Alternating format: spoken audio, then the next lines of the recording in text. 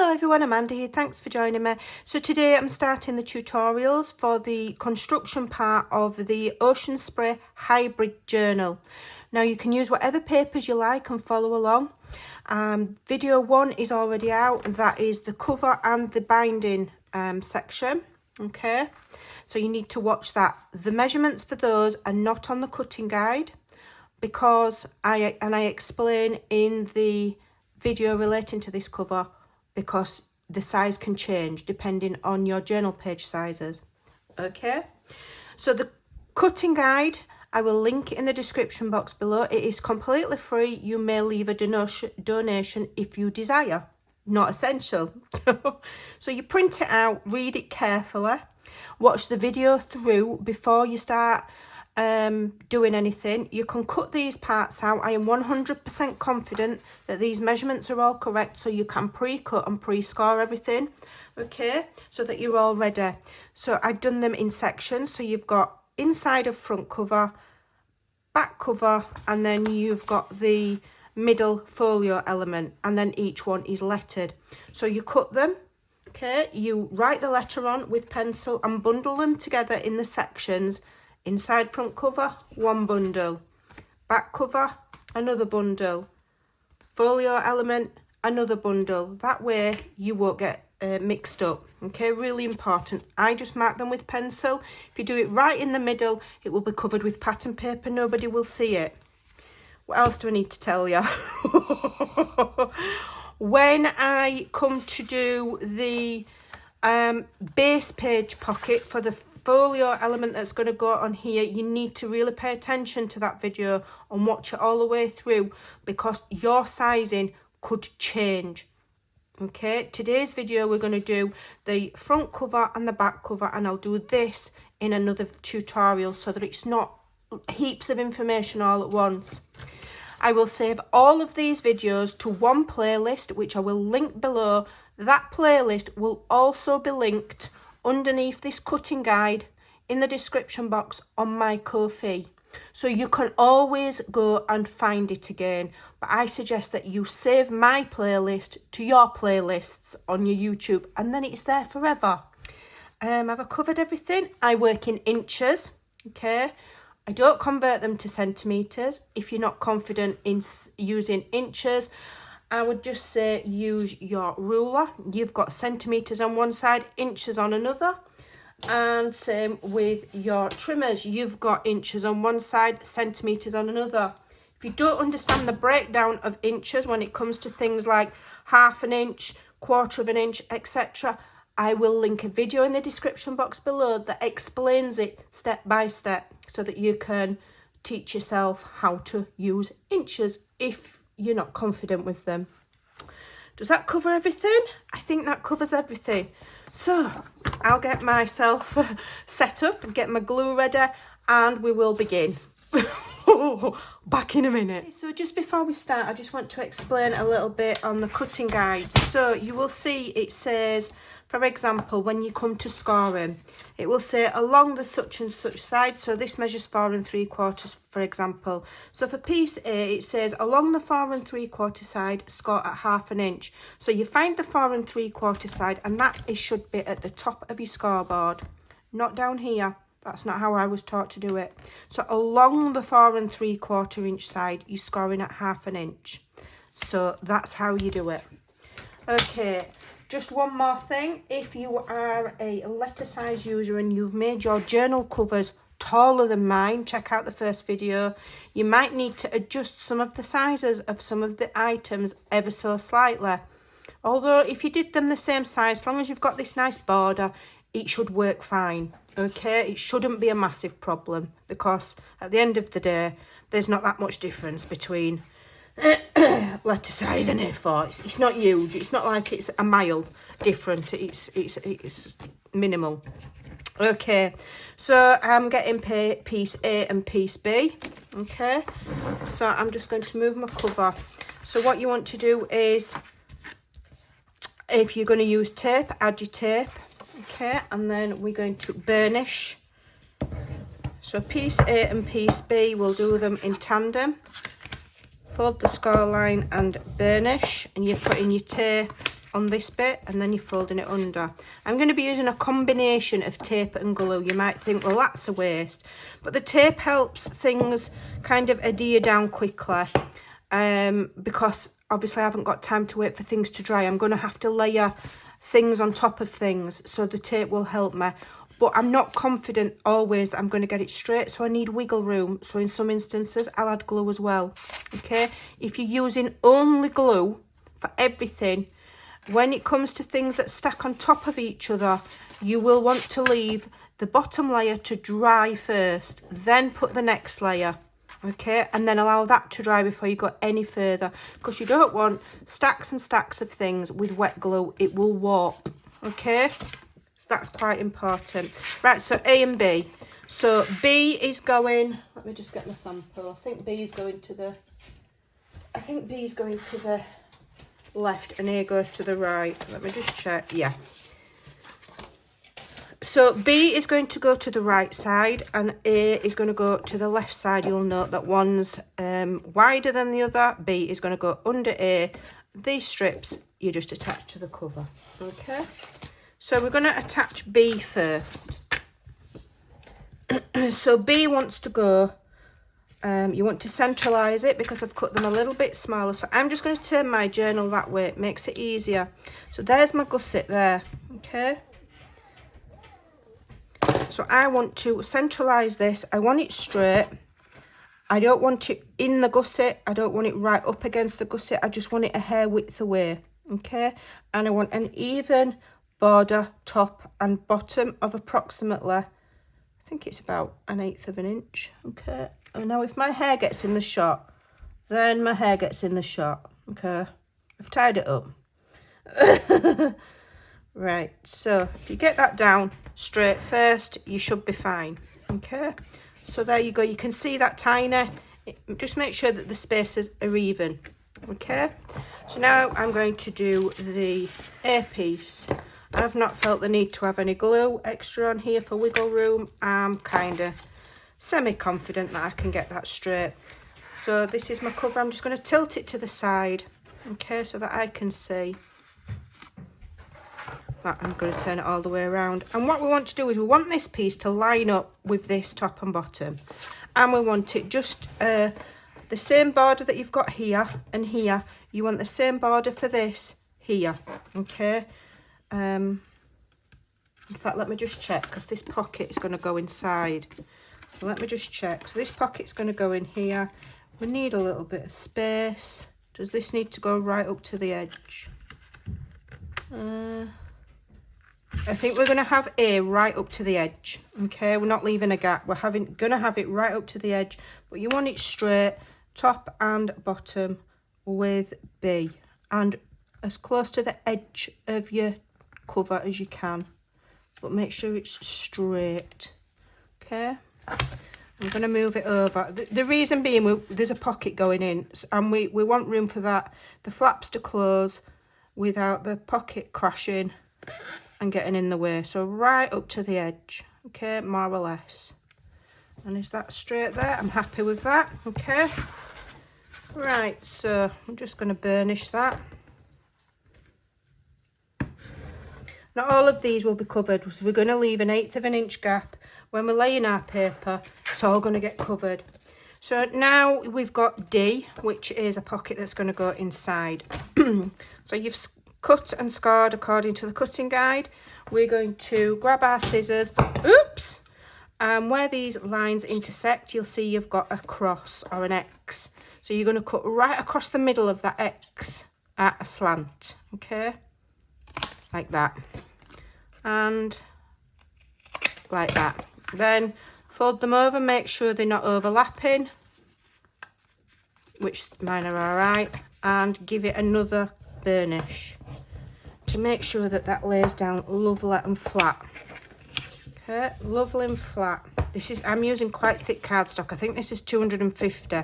I'd rather work in 225. This is a little bit thicker, so I need to burnish it really well. So then I'm going to just release or take off just the bottom tape first. Okay, let's just get rid of that. Bring my journal in. Right, so this is going to go in between these two and line it up with the very edge of there, okay? In fact, yeah, do you want it? Yeah, you don't want to be able to see it, okay? And you want to centralise it between these two score marks of the flaps. You'll have a small gap, that's on purpose, so centralise it so that the gap is even each side, okay? And then burnish. Oh, I need to take that off. Now what you can do here, if you so desire, is add some masking tape to this flap. It helps stop stuff getting stuck. That's not straight. I'm not happy with that. It's not straight. That's coming back off. It's moved. Before I had a chance to go and burnish it, it moved. So let me do that again. Okay. Take the whole thing off. Okay. I'll need to add some glue now. Check it doesn't move, because things can move within a literal millisecond. Okay, so you don't want your work to look untidy.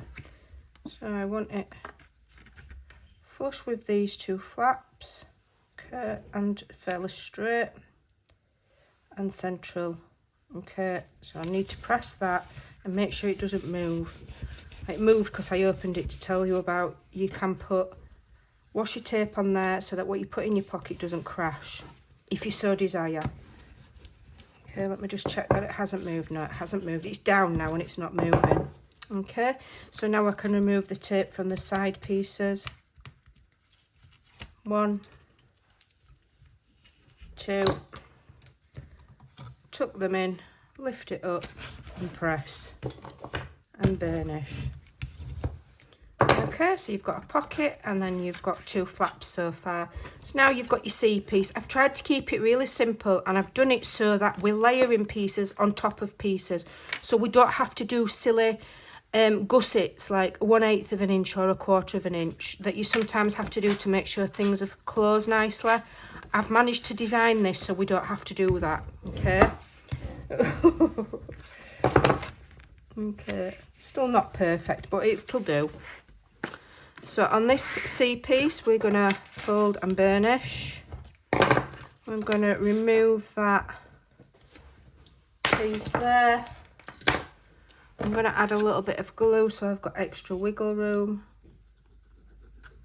just so I can slide that tape about a bit. Okay, and this is going to go on top of B.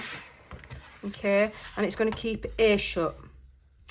Okay, is that what I'm doing? Yeah. So I'm going to turn my journal that way. So this is B, this is A, and this is C. Okay, so you want to put C more or less as central as you can on top of A, on top of B, and right up to the edge of B, not over it. Right up to the edge if you can, so that it looks like, you know, you can't tell that there's more than one layer. Right up. Let me just see if I'm happy with that. Move it up a tiny bit more. And they really, really are stacked right on top of each other without, so you can't see B under, you know, peeking out from C. That's how close you want it. Okay. So then when we come to decorating, you can line that pocket. We can put photo mats. This is going to be the naked version. I'll come back and show you what I do with it. So that's slightly larger, that closes, that smaller one closes, and this is going to close here. Now at this point you can, if you want that to be magnetised, add your magnets. Okay, I've not decided how I'm doing this closure yet.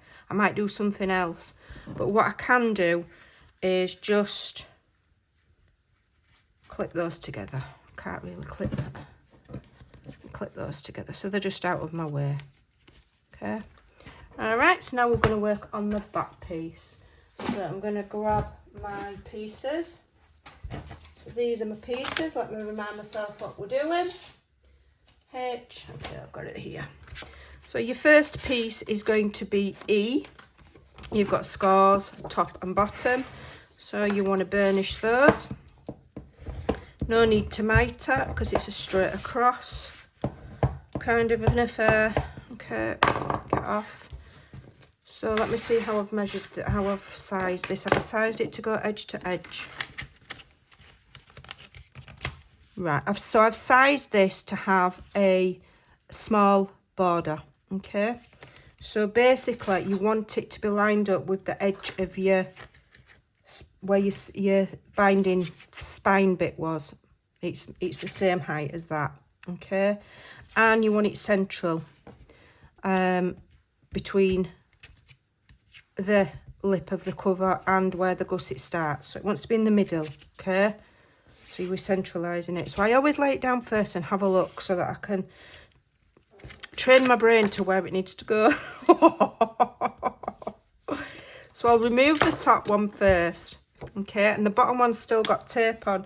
So what I do is I will position the bottom one with no tape as if I'm gluing it down. But I'm not actually, I'm just using it, okay, to guide my spacing. All right, and then I will hold it firm. Okay, let me just move that up ever so slightly. Yeah, am I happy with that? Is that straight? And that needs to be fairly straight, please.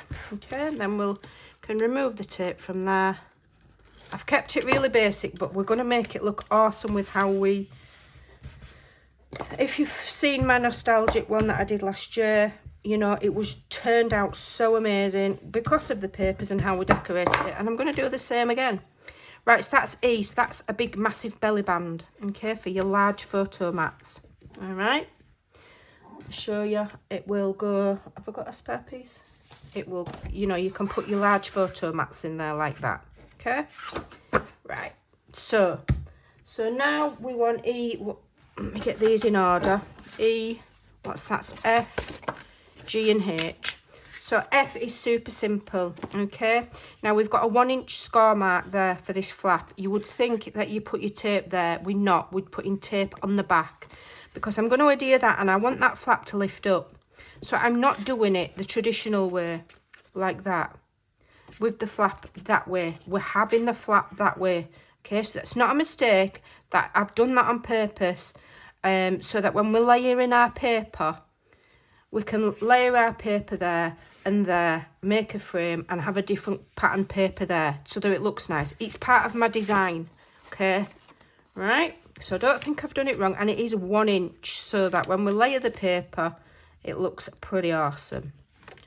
So this is F, and this is going to go, I wonder doing it flush. What did I do on here? Yeah, flush with the top and central, or as central as you can get it. So I'm going to feel with my fingers because obviously, you know, I'm filming, so I can't start sticking my neck over to have a really good look. So I'm feeling it with my fingers. Okay, and I'm pretty happy with that. So that will lift up like that, okay? Right, that's F. What's next? Where's G? G.